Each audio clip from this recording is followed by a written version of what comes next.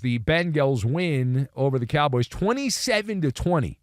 Your final score. The Cowboys were about to get the ball back with all their timeouts, score tied at 20, field goal, you run out the clock, at least you force Cincinnati to use all their timeouts. They had their timeouts.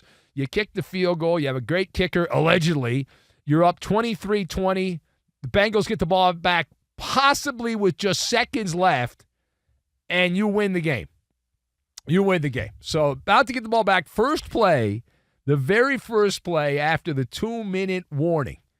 Nick Vigil with a blocked punt of Cincinnati, and then the thing happened that cannot happen. A player that we have never heard of. I'm sure LeVar Arrington knows who he is because he went to Penn State, but Amani Awore tried to field the bouncing ball. Now, as you know, a football is not round. It does not bounce like a basketball, a bouncy ball. It is a football.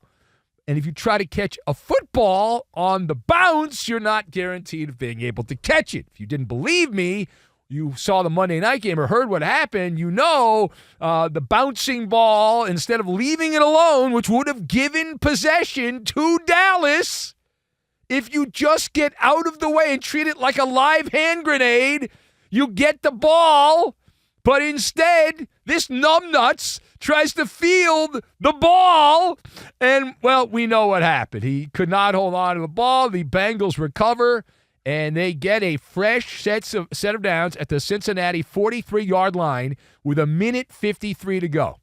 And then the Cowboy defense came out in the field, and they went, ole, ole, ole, ole. They were matadors. They were absolutely matadors. Now, the better story isn't losing locker room. You could argue both these teams are losers, but we'll focus in on the Cowboys. There's a lot to break down on that part. So what does this latest loss, my math is correct, the 8th loss of the year, 6th home loss, the most the team has had in many years there, the Cowboys. What is this latest loss by the Mike McCarthy Cowboys?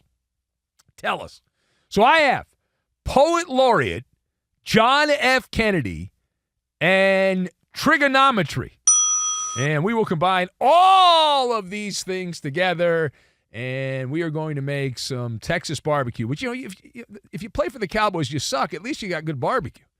So you got that going for you. So, right off the top, this is a direct reflection of Mike McCarthy. This is a direct reflection of Mike McCarthy, the head coach, because as we like to point out, and I got this from the late, great Mike Leach, may he rest in peace, that you're either coaching it or you're allowing it to happen.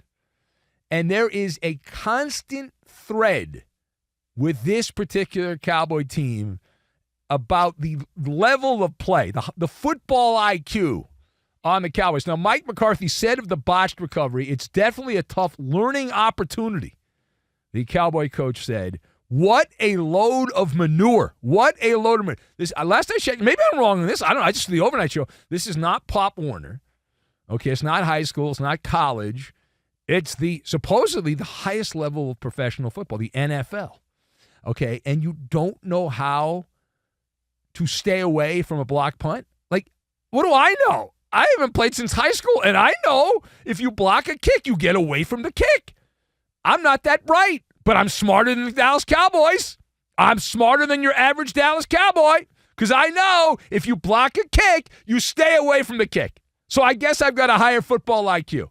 But in reality, it is a symbolic moment.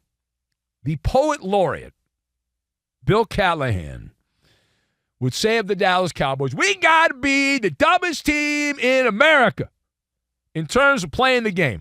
That's the Cowboys. My God. And it's been that way all year. Did I not mention in a previous monologue wide receivers running into each other? They were running across and bam, right into each other in a game earlier this year. So there's talent. There's talent. You know, basic fundamentals, which I thought maybe coaching. Or they could argue, if you don't know how to play the game by the time you get to the NFL, like, what are you doing? Now, Cincinnati, again, they tried to give the game to the Cowboys. They said, here, we don't want it. You take it. We don't need it. We'll get a higher draft pick. And whoop. Man, wow. The Cowboys said, we're good. You take it back. We're good. All right, now, the story within the story as well. You've got Micah Parsons, who was so broken up by the botched special teams play that he left the field before time expired at the end of the loss. Now, we have seen this from time to time. I recall in years past, Randy Moss did this famously with the Minnesota Vikings. He left the field early. I think they were playing the Washington Redskins, if I remember correctly. And it's happened a few other times over the years. So this latest example, Micah Parsons leaving the Monday Night Football game early, what does this signify to you?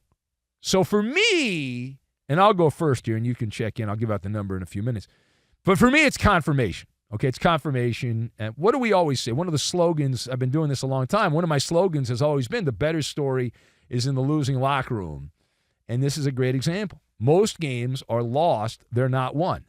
Now, you could argue both teams lost that game, but the Cowboys lost it more prolifically by trying to field a punt where they would have gotten the ball without even trying to field it. They would have gotten the ball. It would have been their ball, and they would have had it inside Cincinnati territory with a kicker that can kick it from El Paso.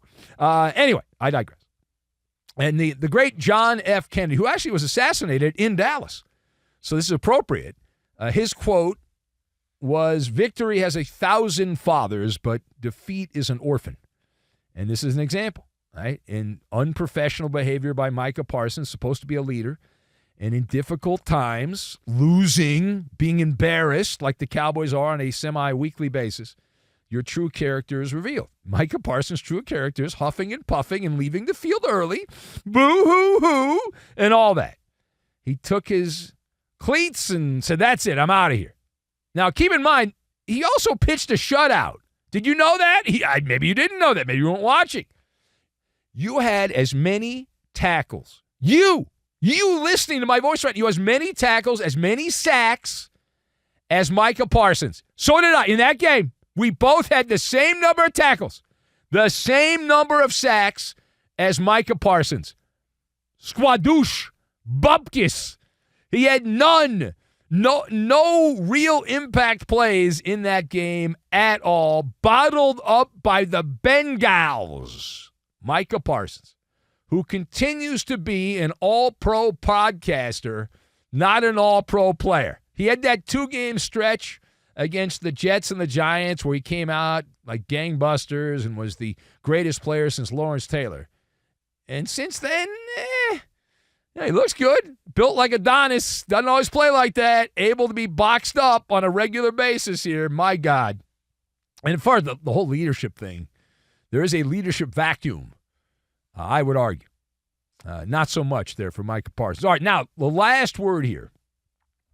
Now that the Cowboys have lost yet another game, is it now time for the Cowboys to pull the plug and bench Cooper Rush and go with Trey Lance at quarterback the rest of the way, starting in Week 15?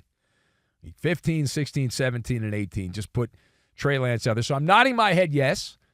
And as I learned long ago, it is not trigonometry. It is not trigonometry. Any realistic chance that Dallas had to make the playoffs has long been extinguished. Over. Cooper Rush is just not that guy, pal. He's not that guy. Now, you could always say, well, the Cowboys were in position to win the game. I would counter that by pointing out that against one of the worst defenses in NFL play this season, if not in recent years altogether, the Cincinnati defense. I think we can all agree on that. That's a bipartisan issue. The defense is just terrible, right? They're horrible across the board. Cooper Rush had less than 200 yards passing, averaged less than 6 yards per pass attempt against a god-awful, horrific Cincinnati Bengals defense. Cincinnati, across the board, every statistic that matters, they're bad at defensively. And they've gotten worse as the season's gone on. They're the laughingstock of the NFL, but yet in this game, the Cowboys held to 20 points. They had over 300 yards of offense, which isn't that impressive when you're playing the Bengals. It's not. You should be over 450 or 500 yards of offense. Dallas sucked on third down. They turned the ball over multiple times. And Jerry Jones, by not playing Trey Lance, will be admitting he effed up. All right, he traded, if I'm not mistaken, a 4th-round draft pick to the 49ers to get Trey Lance as a developmental player. So he drafted him to development his ability. Here's the perfect opportunity. The Cowboys are done. It's over. They're not going to the playoffs, okay? So you've got a few games left, and there's 2 reasons you play him now. There's 2 reasons. The first reason is it gives you another reason to watch. There's not a lot of reasons to watch the Cowboys. They're a bad team. They're not that they're boring because they do crazy things, but they're just bad, right? They're just bad. They're a dumb team, the Cowboys, poorly coached team, so you've got that. And also, the other thing is, from a strategic standpoint, if Trey Lance shows a spark, if he shows that it factor over the last few games, you could sucker someone else to trade you something of value for Trey Lance, conceivably, right? Or you could keep him in your plans and fortify your roster by keeping him, or you could work something out where you get rid of him. But either way, I mean, what is the point of doing what you've been doing with Cooper Rush? The guy's not good. I mean, maybe for a week or 2 as a backup, okay, but you want to see him the rest of the year? My God.